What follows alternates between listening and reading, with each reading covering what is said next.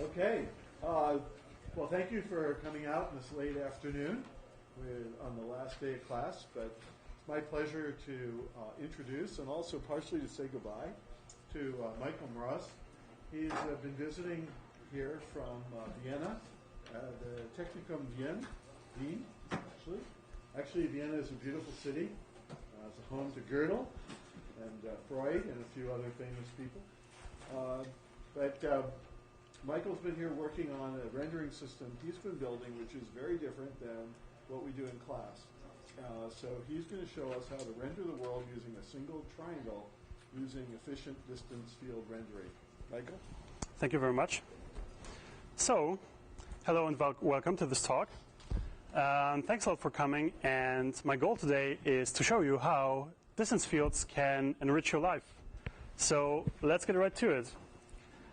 This is our goal. We want to produce physically accurate images in real time through distance fields.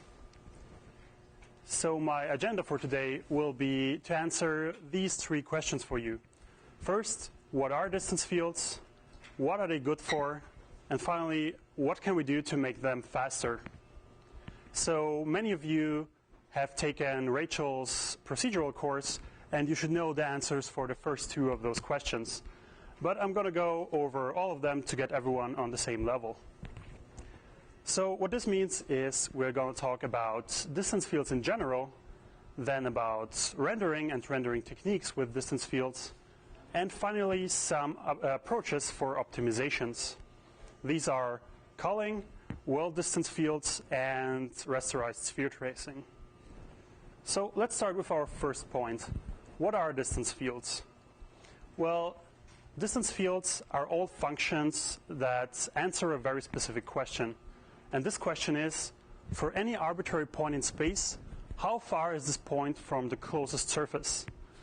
So let's take this mug as an example. How would a function look like that could tell us for any point how far this point is away from the surface of this mug? Well, that's not an easy question, is it? Because this function has to encode the whole surface of this object somehow.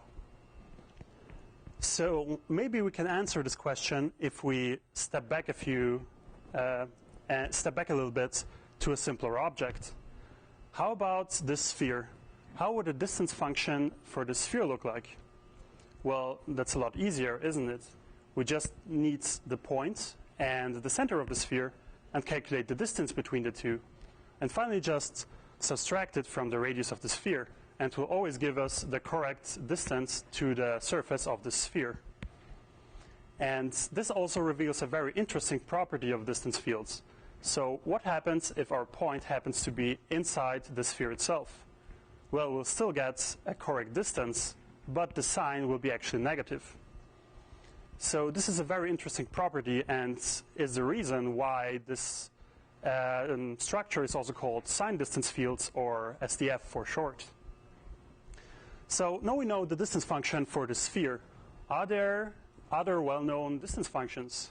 Well, turns out, yes, there are quite many of them, as you can see here. And these are all very well defined for simple platonic solids.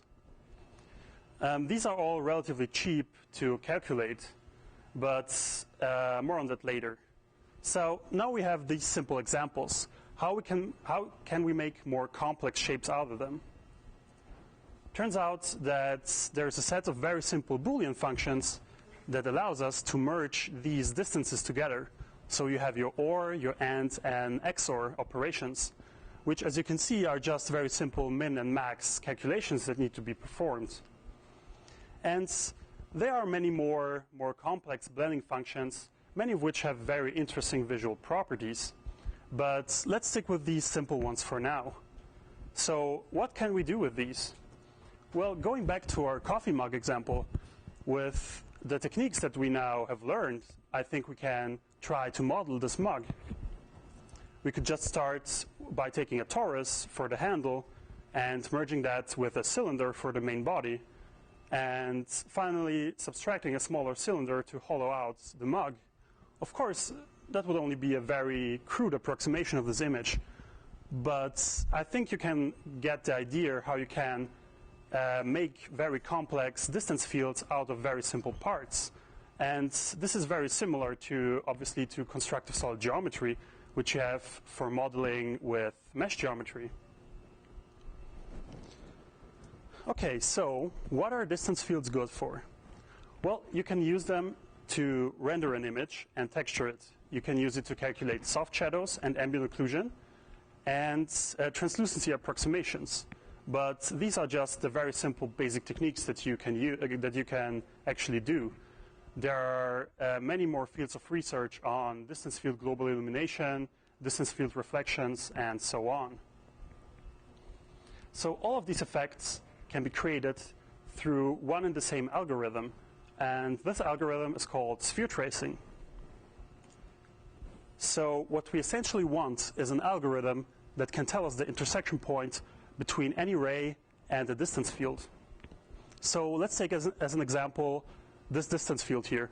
We have like this shape over there and then this blob below. We want to get the intersection between any ray and this distance field. So very smart people have come up with this sphere tracing algorithm, and what it does is we start out at the ray origin and just poll the distance field. This will get us a single distance, which means this is the distance from this point to the closest object.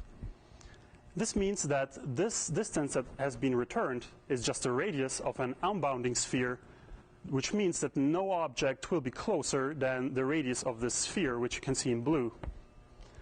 So essentially, we can just step this amount on our ray and be sure not to hit any object. Once we arrive at the second point, we can just simply do the whole thing again. Poll the distance field again and get a new radius for a sphere. And by doing this continuously, we can step along the ray until we reach a surface. And we can very easily know when this is the case because our distance will be 0 or less. So just by doing this algorithm for every screen pixel, we can render a scene that's just made out of distance fields. And this is one of the beautiful things about distance fields, that this algorithm is very simple. You have 10 lines of code to render an entire scene. And if you want soft shadows, you need just to add 2 more lines of code and just to remember how close you have passed to an occluder. The same thing with ambient occlusion. For ambient occlusion, you can just sphere trace, but several times in different directions to get a good estimate of the surrounding geometry of the scene. Okay, so let's say that you work at a game company and you're having a new project and want to replace your old shadow mapping technique with some newer shadowing algorithm. And you think, distance fields could be used for that. So you go to your technical director and say, hey, let's use that. And then he says, okay, great, here's all our mesh geometry. So what do you do then? You can't just suggest that all the artists should redo everything in distance fields. You need some kind of algorithm that helps you convert this to a distance field representation, which you can see on the right. Well, thankfully, there has been a lot of research into these algorithms, which are called distance transform algorithms. So a distance function just for this teapot might be quite complicated. So what is often done is that the distance field is calculated a single time and then cached into a 3D texture. So if you have a 3D texture that is filled with the distance information, you can just access it during runtime very cheaply. So how would brute force, the simplest algorithm for calculating the distance field for this teapot, look like? Well, what we can just do is to simply overlay a three-dimensional grid over the object itself. And for each grid cell, simply calculate the distance between this grid cell and all triangles of the object one time. Of course, calculating the distance between a triangle and a point is rather expensive, which is why we cache the results to have it in a texture and to be able to access it later. So this reveals a very interesting property of distance fields, because we have a discrete amount of sampling points that we're performing. We have only a fixed resolution for this distance field if we cache it inside a 3D texture. But the GPU hardware allows us to access any point between them because interpolation is performed. And distance fields can be interpolated linearly between all points, which is why we can still have rather high detail fields in low resolution textures. So now you've converted all your meshes into distance fields, and you write a distance field renderer. So you want all the snazzy effects that you've seen on ShaderToy and implement everything in a single pass of a fragment shader. So let's just take this simple scene as an example. What we have here is a dragon as a distance field texture in the foreground, then the teapot on the right, and 3 humans in the background.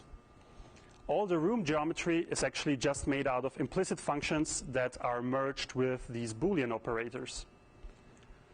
So we render the image just with simple blink-fong lighting, soft shadows, ambient occlusion, and subsurface scattering. So how bad can the performance be just for this simple scene? Well, I have very bad news for you. Just for these 5 objects, it takes about 36 milliseconds to render it, which means that we don't even hit 30 frames per second. But how many games do only have 5 objects on screen? So how does it look like for more objects? Well, let it sink in for a moment. With 20 objects, we get about 3 frames per second. So is there a way that we can get this to render with at least 30 frames per second for a reasonable amount of objects? The first thing we should do is to identify our enemy. What is it that's causing us to have this very bad performance? And for distance field rendering, this is fortunately very easy to identify. It's texture reads. So because all our distance fields are cached in 3D textures, we have actually a lot of texture reads during our shader executions. So you have one texture read for each pixel, for each distance field object, for each step on the ray when sphere tracing, and for each rendering effect that we're performing. So let's do the math here. Let's say we're rendering in 1080p times 5 for the objects, times 200 steps on the ray, which isn't unreasonable, and times 4 different effects. So you have about 8.3 billion texture accesses in the worst case. And this is obviously terrible, but still the GPU tries to render this as fast as possible, and one thing that the GPU does is it utilizes a texture cache. So the GPU tries to load small chunks of the 3D textures into its texture cache to access them quickly. And for 5 objects, this is still working reasonably well. But for 20 objects, we have just too much data to fit in the small cache. So what happens is that 20 objects take us 10 times as long as just 5 objects, because we trash our cache all the time, and the GPU needs to fetch these data from the slow global memory. Okay, so what can we do about that? Let's start with some basics. It's rather hard to optimize if you're still performing everything just in a single rendering step. So what we should do is to split everything up in a deferred rendering pipeline. This can look like the image that you see here. We can start by performing the sphere tracing step, which just outputs all the results into a buffer that contains just the scene depth and the scene normals.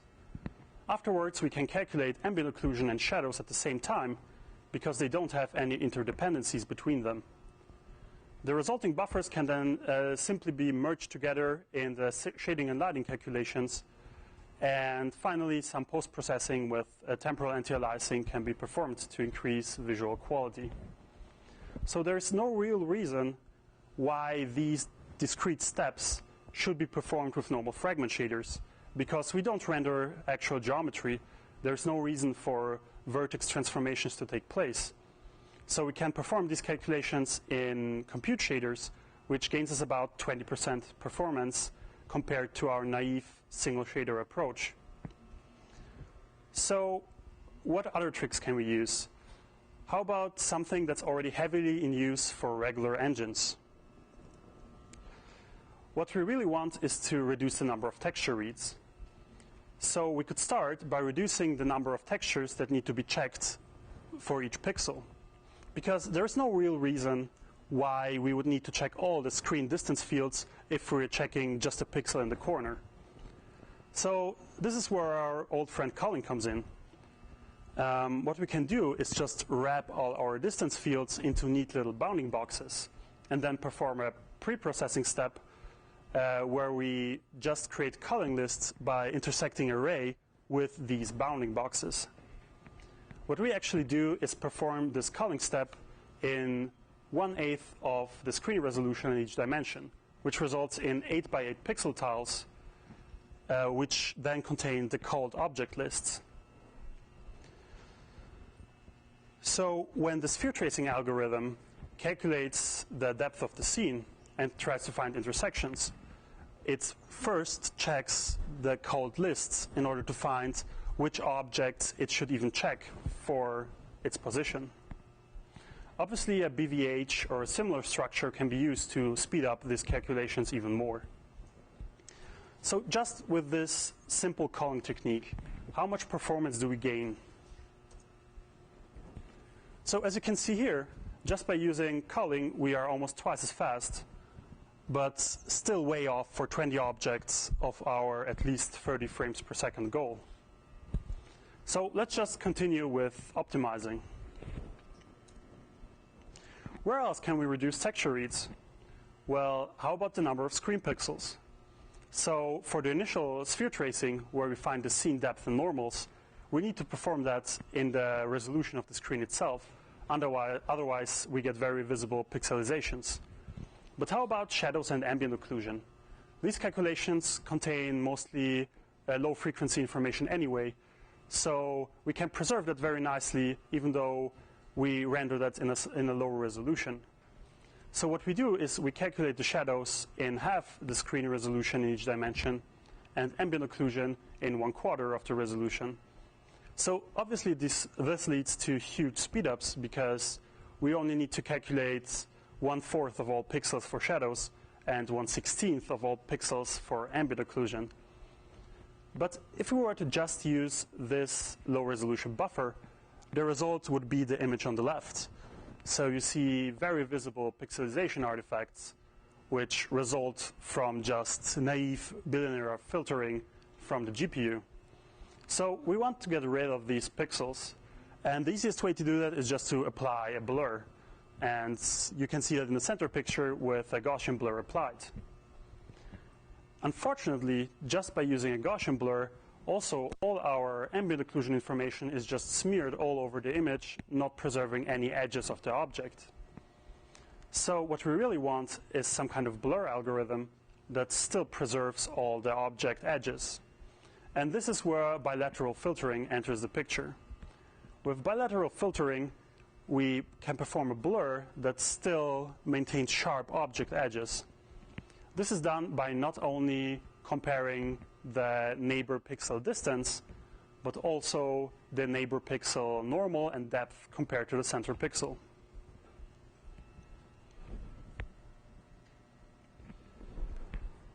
So just by using these undersampling calculations, how much performance does this gain us? So now we're getting somewhere. With 5 objects, we are already under 10 milliseconds. But with 20 objects, we're still way too slow with 60 milliseconds. So what can we do to improve that even more? We can reduce the number of individual object fields that have to be checked at each step of the array by compositing all the smaller textures of objects in the scene into one big world distance field. This can happen just a single time during startup, and then this buffer only needs to be updated if any objects within it change. So we can calculate this buffer in a low resolution and just use a very conservative estimate of the distances. If we would just render this single world scene buffer, it would look a little bit like this in the image. So as you can see, we lose a lot of details, and everything looks kind of bulky because we have a very conservative estimate. But how does this world field really help us with less texture accesses? Well, what we can do is simply always check this world field first when stepping on an array, and then just resort back to the called lists if we are very close to an object. So we can step very fast across these vast spaces on the top and just check the individual fields again when, for example, we're close to a wall. And this allows us to reduce our texture accesses even more, because most of the time we only need this single world distance field. So with this world distance field change, how does this impact our performance? Well, it's even better now. As you can see, we have 7.7 milliseconds for 5 objects, and now 24 milliseconds for 20 objects. So this means that we can render 20 objects now with at least 30 frames per second. So I guess we reached our goal, right? We can just go home and be happy about it. Well, I don't really think so. I think we can do better than that, because that's still way too slow to find any application in a real game. So let's talk about some general optimizations. One thing that's very important is to bind your meshes very tightly into the 3D distance field texture, because the tighter you can pack a mesh into this 3D texture, the less cells you actually need to get all the details in that you actually want. And the less cells you need, the more can you fit in your GPU texture caches. Also, you don't really need full 32-bit floats for these textures. You can get away with half-precision floats and still be fine. Also, it's very important to use every single bit in your other buffers. So your geometry buffer, your called list buffers, and so on. It's important to, for example, to get your normals as small as possible and use as many, to get everything as tightly as possible packed. And finally, the explanation for the name of this talk. So what does single triangle full screen really mean? Well, normally when you're using a full screen quad for rendering a full screen effect, you take 2 triangles and composite them into a single quad that covers the entire screen. What in reality happens is that during the rasterization step, not every pixel is rasterized by itself, but rather 2 by 2 pixel quads are rasterized at the same time. So what this means is that at the diagonal of your 2 triangles, you will have slight overdraw because of these 2 by 2 quads. And these are really necessary to get level of detail calculations in your fragment shader. So what you can do instead is you can just use a single big triangle that covers the entire screen. And what the GPU will do automatically for you is it will clip this triangle to the screen itself, so you will have no overdraw with practically 0 cost. And just by using this single trick, you can already gain about 5% performance, depending on how many full screen effects you have. But these are just like very small changes, right? How much can this really gain us in the big picture?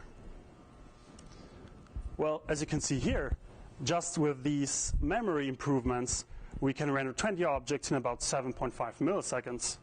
And this is a very good example where even though you just improved your memory footprint, your actual runtime performance improves significantly.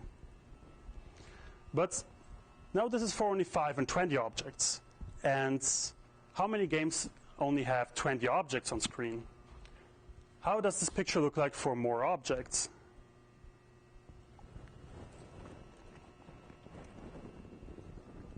So as you can see here, until about 60 objects, we still have very nice performance. But afterwards, every object adds a nonlinear decrease in performance. So why is this the case? Why is it getting worse and worse over time with more objects? Well, if you think back to our initial problem that we had in our naive approach, we had 10 times worse performance with 20 objects than with 5 objects. And the reason for that was that we couldn't fit everything into our GPU caches, and we needed to reload everything very slowly from global memory. And this is exactly what is happening in this case. We have just pushed the problem further away from us. So now this doesn't happen at 10 objects, it happens at 60 objects. one possible solution for this problem is instancing. So if you are reusing the same geometry over and over again in your scene, you can just use the same distance field texture and just provide it with different transforms. Just by using instancing, we can still maintain a very nice linear performance.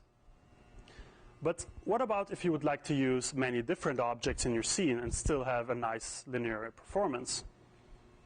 Well, can we somehow get rid of this problem altogether and not just push it further away from us? Well, let's step back a bit. What causes our nonlinear performance increase?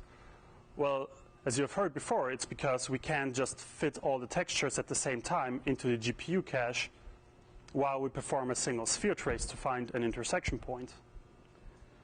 So in order to get rid of that, we would need to step back from a paradigm that has followed us since the very first naive implementation.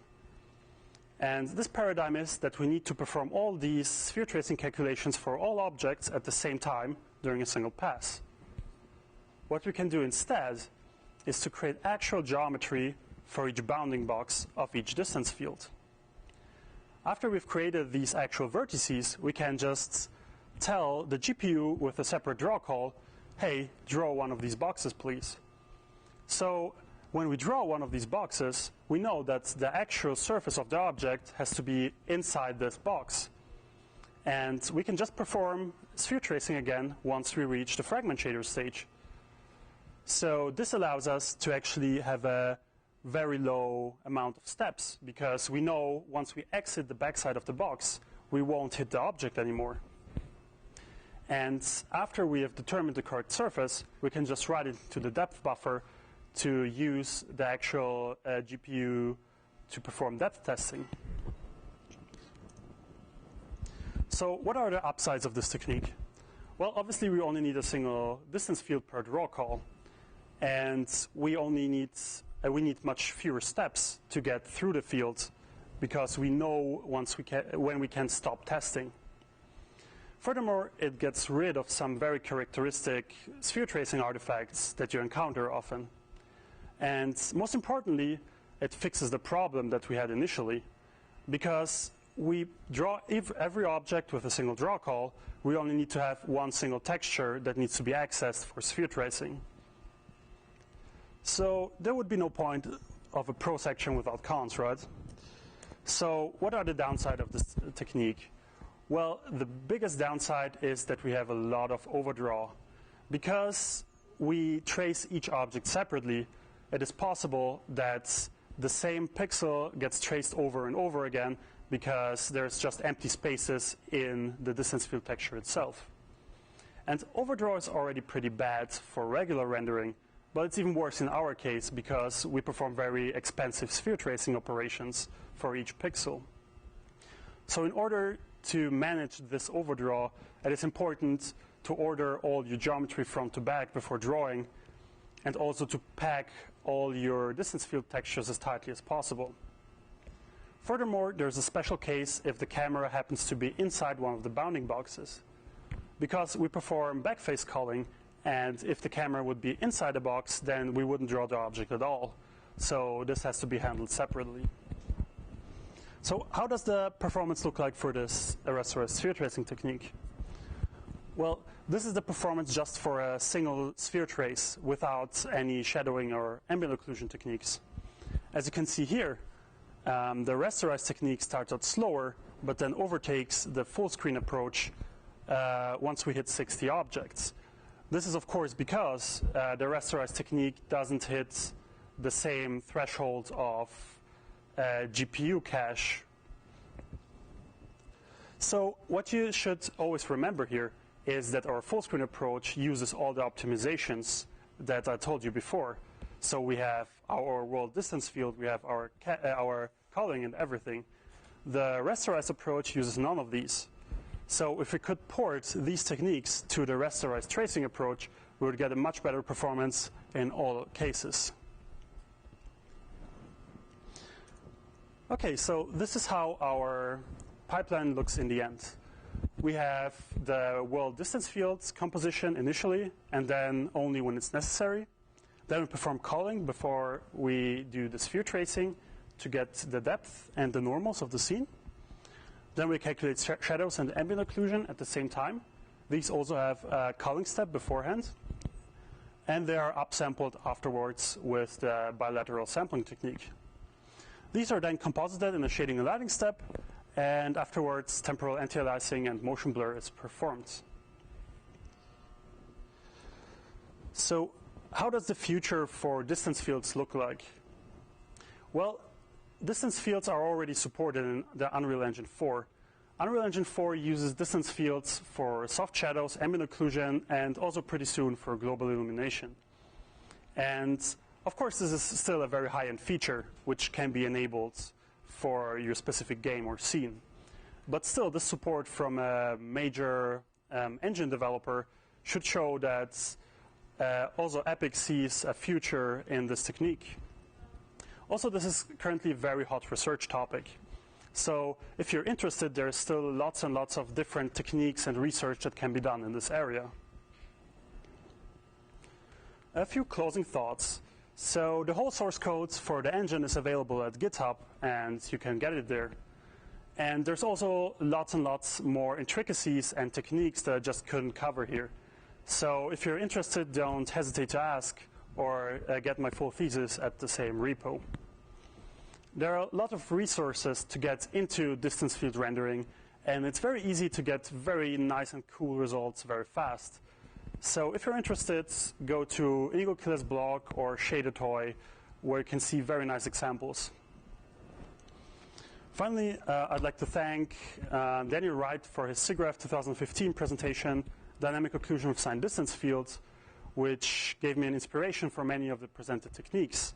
Then Inigo Killes for the basics and inspiration for the project. And finally, Professor Norman Badler, SIGLab, and the University of Pennsylvania for supporting my research. So yeah, this is how you render world efficiently with a single triangle. And thank you very much for coming.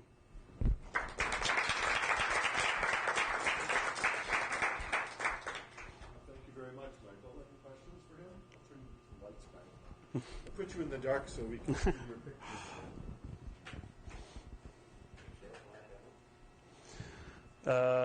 I can show you a live demo at my space.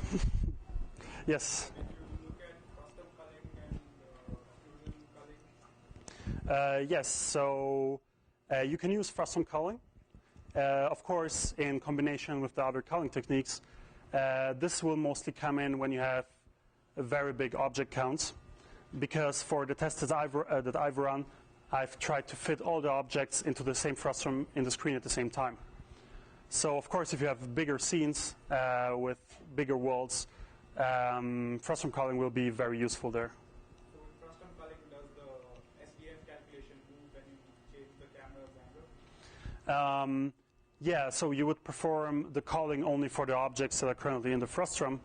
If you're referring to the world field, how the world field works now is that it's calculated just for the room itself, and it doesn't move with the camera. What you would do for bigger scenes is employ a chunk scheme similar to like Minecraft does it.